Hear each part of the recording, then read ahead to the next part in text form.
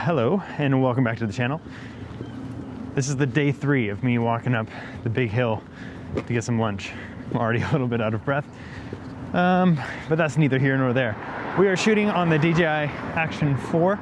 We got the DJI Mic Mini going for some clean audio. I've got you on a little extension rod, so if you've noticed a little bit of difference in the framing for the last video or so, that's why. I think this is a lot better for the immersive experience of this vlog.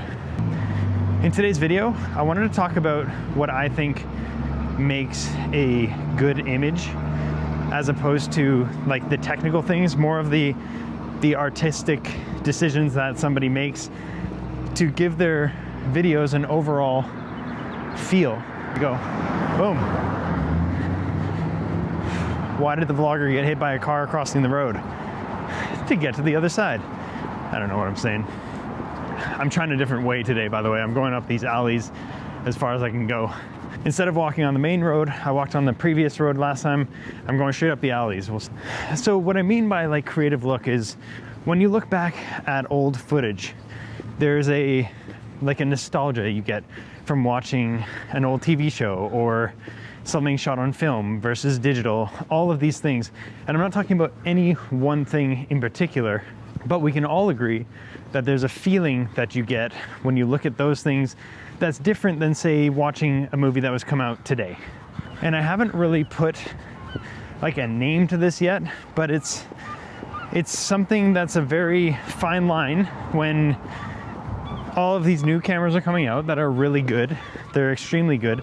They've got insane dynamic range, really good audio quality, good stabilization, all of these things that we all fight so hard for, only so we can degrade them later and make it look more like how we want it to look.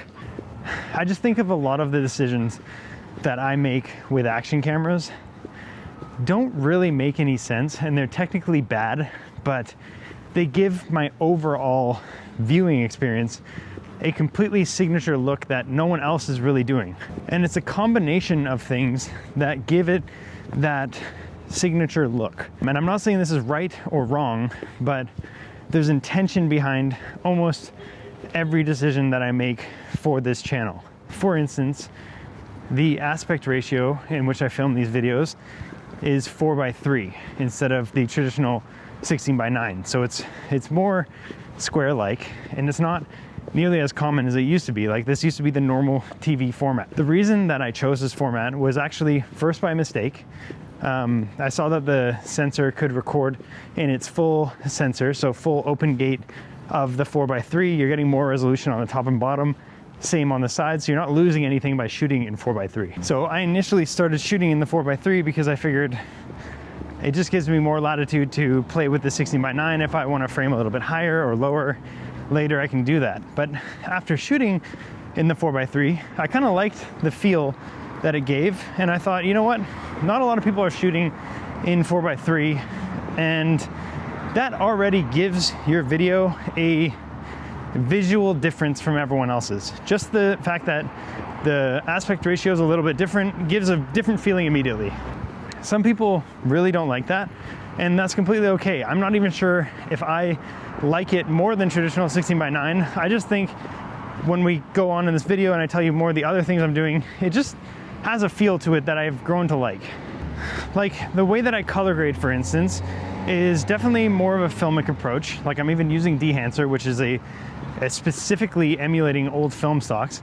I don't think that my footage looks like film so much as it just gives the vibe of film, and like just gives it a different feeling from action camera footage. But when you pair that with the 4:3, now it starts to look and feel a little more like maybe it was shot not in 2025 and maybe a little bit older in a time where we are nostalgic for.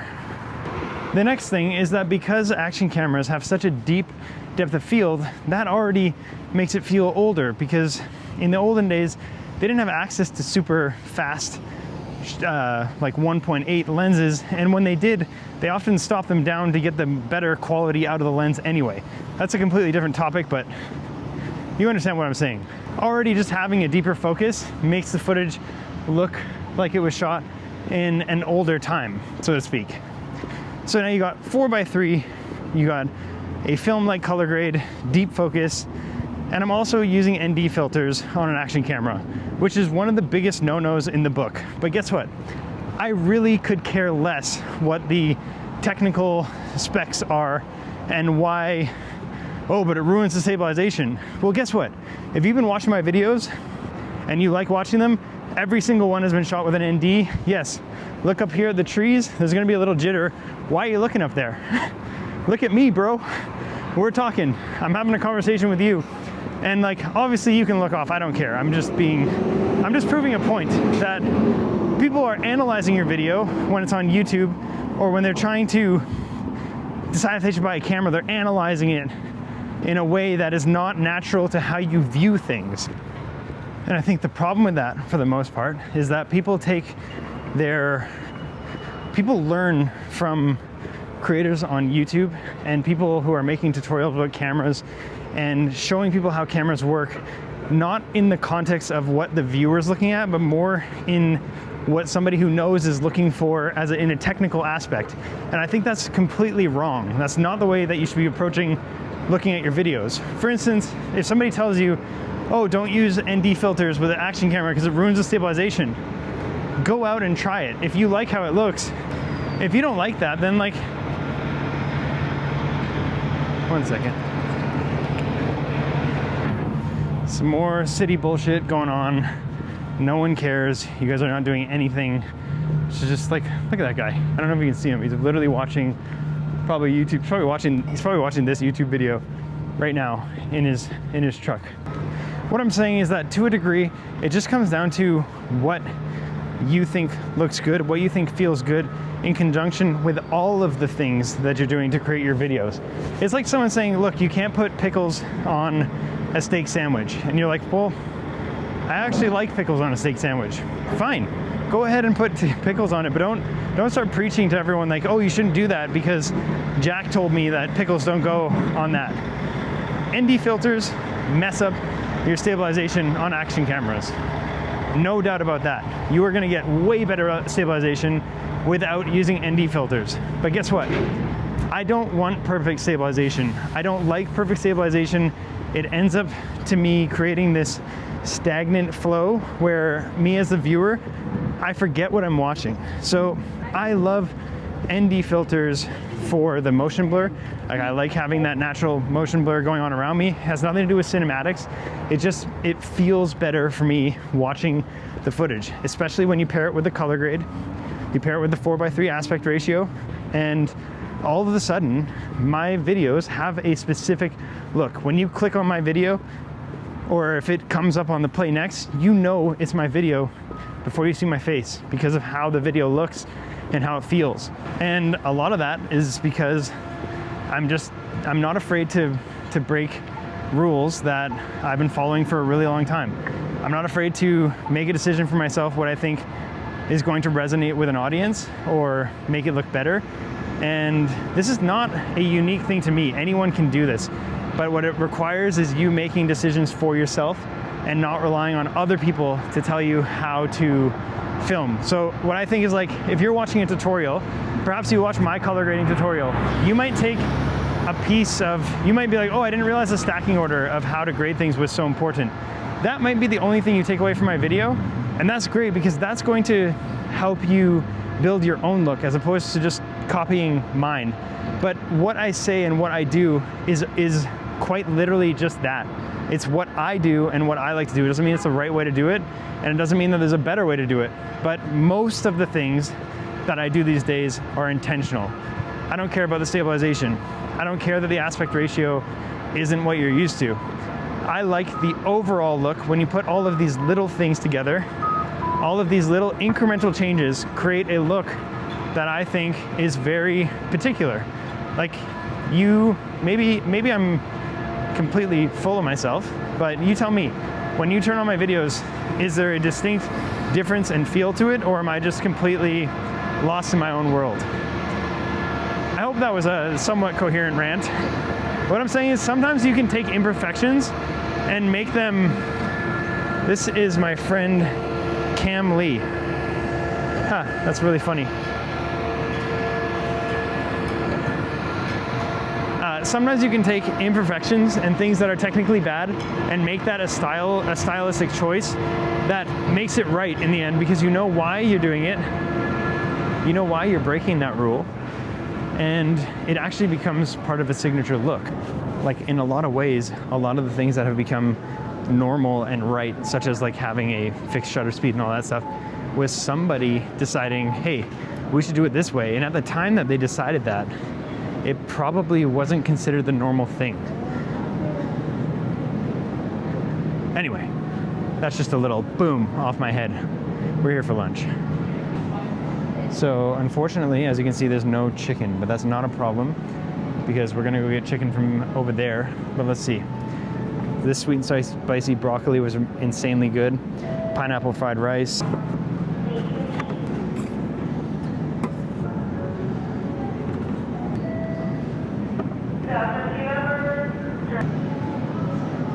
So always at a worst case scenario, they have the grilled chicken breasts over here. It's not as good as the other one, obviously, and it's cold, but you just kind of make do with what you got.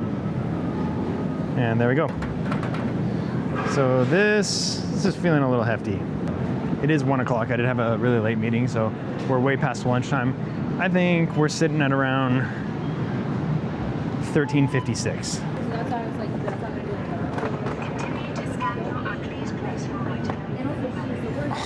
15:55. Actually, I don't know if I showed you guys the vlog where I was. These boxes have, you can take off all the sleeves. Boom. So like, look at that. That's 15:50. Pretty decent, good lunch.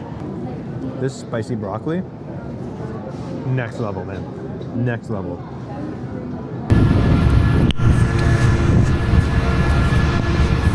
Also, in case I just finished my lunch.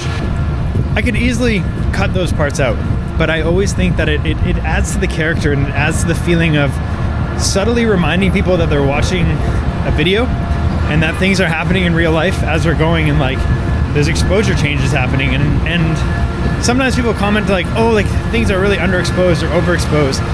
Again, I don't really care. Life is not perfect, and neither is videos. Look at that. Even that guy over there, he's on his phone right now while at work. It's just like, maybe I should start a new channel just exposing construction workers. Not sure what happened there. My audio cut out, so you just got an unintentional, what it sounds like on a windy day without using a microphone for that last little bit. But for some reason it wouldn't reconnect my mic mini, so I switched to my mic mini, or my DJI Mic 2. And it seems to be working fine. So let me know below. Do you like the audio at the beginning of the video, in the middle of the video with no mic, or the audio now after using the Mic 2? What I was saying earlier is that there's a lot of like little things that I do that are quite intentional, even though they seem like they're not. Like walking in and out from outside to inside, where I know the image is going to be completely overexposed, and then I pop the ND filter on. That's just kind of like a little bit of a signature move, you know what I mean? And other people are gonna do it, and I'm not saying it's my thing specifically, but I think about this stuff. It's like, it's intentional to kind of have that underlying character, remembering, oh right, we're on a camera. We're not just, it just little things that keep you subtly engaged. It's like, it's whimsical storytelling, if you will. You know what, I was just remembering, Gerald and Dunn made a video about this recently, when he was talking about reviewing cameras versus out there shooting on them. And there's some things he said on there that really I took a lot of heart in, because it made so much sense, and it's something that nobody really talks about. It's that when you review a camera, or when people review a camera, oftentimes people will be like, oh, why don't you just show us like what the camera is capable of, instead of like, why don't you actually go out and use it instead of all this stuff? And of course, that's super important. But the difference is that when you're creating a video, that the whole point of the video is to review the camera, the viewer is already looking at the footage in a completely different way than they would be going to the movies. So what I mean by that is, like, if you went and saw a movie, if you went and saw a movie that was shot on your favorite camera, you're not thinking about the camera when you're watching the movie. You're thinking about the acting, the stories. Like you're invested in what you're watching. You're not like, well, I wonder what lens they use for this. Except for if you're watching Severance, then you definitely are like, man, that dolly zoom was crazy. Notice how they're only using wide lens when they're in lumen, but then they're using more telephoto lens when they're outside lumen. A complete quick sidebar. Severance is a masterpiece in storytelling, cinematics, and how to use camera gear. Like that show, like camera gear, color theory, all that stuff. It is a fantastic show, and you will learn so much by studying that, studying the compositions, all that. But we'll save that for another video. Tonight is the finale of season 2. I cannot wait. You've probably already seen it, maybe for the last 2 days. I don't know when I'm going to post this vlog, but we'll talk about that. We will talk about Severance. Back to what I was saying. When I'm watching like Seinfeld, I'm not like, what camera and lens are they using to shoot this? Like that's not why I'm watching it. So when you're watching a YouTube video and it's a review about a specific camera, you're in a different chair watching that footage. You're critiquing that footage in a way that is not necessarily how you would critique it if you were just watching the thing that the person created with it. So don't get too wrapped up in what something looks like, how something is supposed to be done versus how you think you want to do it. Just do it the way that you want to do it. I have no idea where I'm going with this. This is like a little bit of a tangent, but I think we got most of the stuff across that I was trying to in this video about creating a specific look or creating a unique look for your videos. That doesn't have to technically be perfect, but it's the decisions, like all of the little decisions that you make leading up to that make the thing so unique to watch. I saw this guy yesterday. Right arm. The main point that I'm trying to get across here is that my footage looks like my footage because that's exactly what it is, my footage. It's a bunch of little decisions, small ones that on their own might not seem significant, but all of those things together create a specific look. If you have a film photograph, if someone says, look, this photo was shot in 1924, and they hand it to you and they're like, oh my gosh, this is incredible. Versus if I said, hey, I just took this shot yesterday on my digital Canon R5 II, and if my picture looked like the one from 1926 or whatever I said, you probably would be like, oh, like what happened here? But because I told you initially that this was shot hundreds of years ago, 100 years ago, you're able to like think in a way that's, oh wow, that's crazy for that time this happened.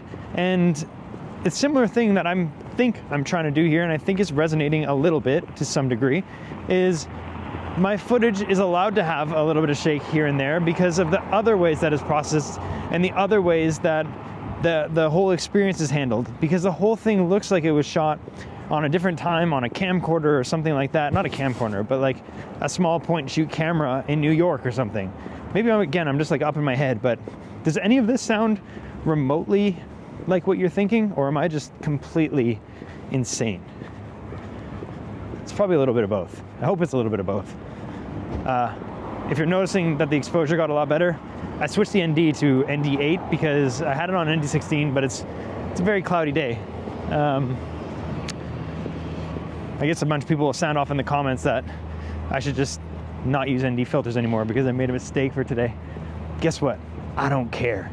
And neither do you. Probably didn't notice until I said it.